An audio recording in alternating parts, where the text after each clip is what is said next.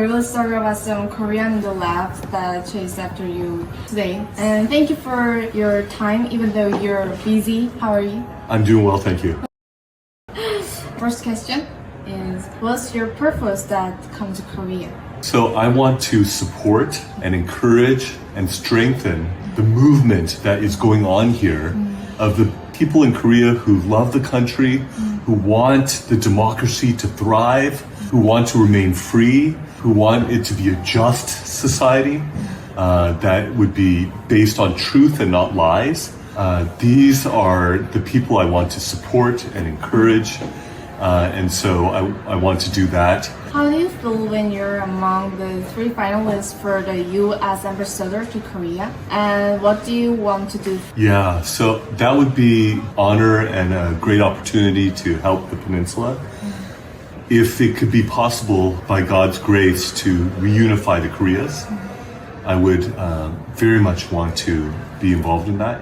If I can strengthen the democracy, if I can make it more just, if I can help the alliance between the US and Korea to be strong, because there are some very concerning sorts of things that are going on where you have anti-American elements here in Korea that can really damage, and I think are damaging, the alliance, which is so important, I think.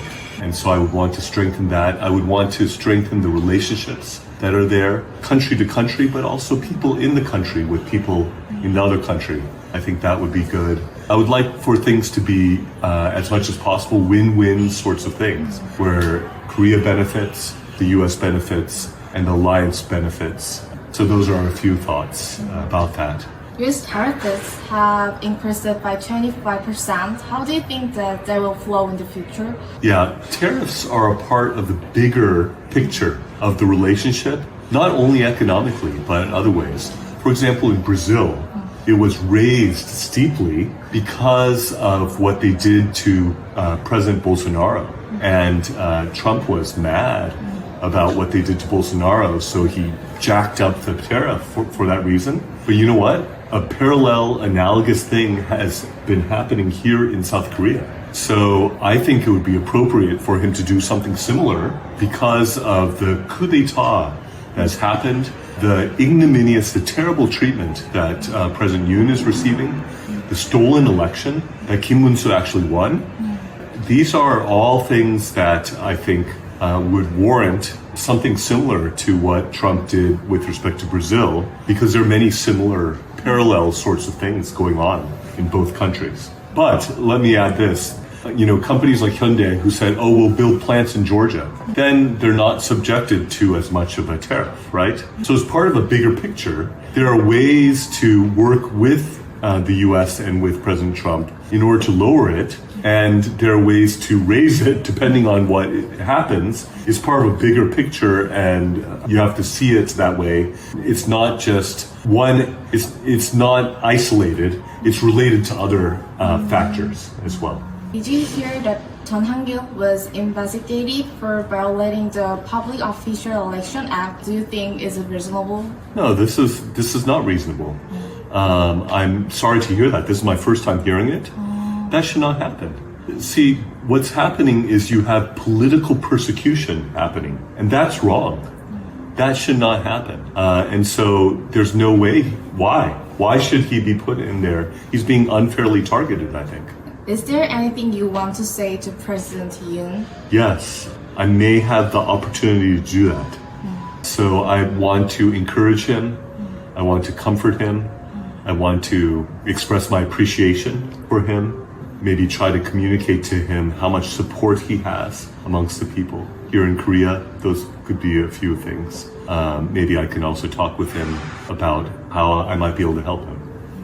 Please say something to the Korean people who are rooting for you. Well, you know, I think that God can really do some amazing things in the midst of the crisis, in the midst of the challenges that are there. A lot of times the result that we want or the answer that we want doesn't happen immediately.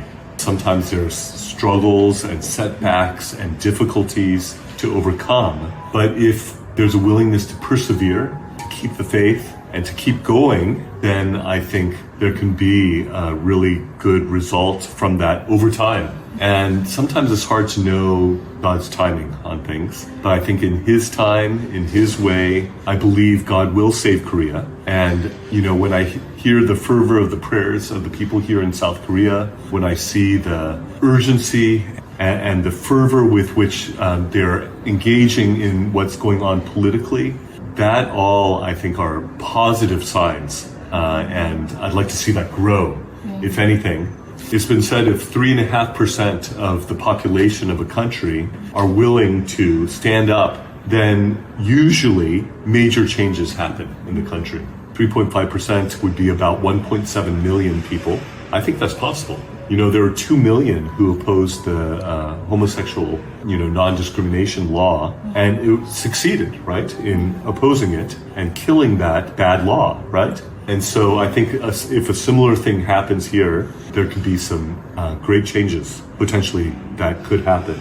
So that is a way I think in which there could be major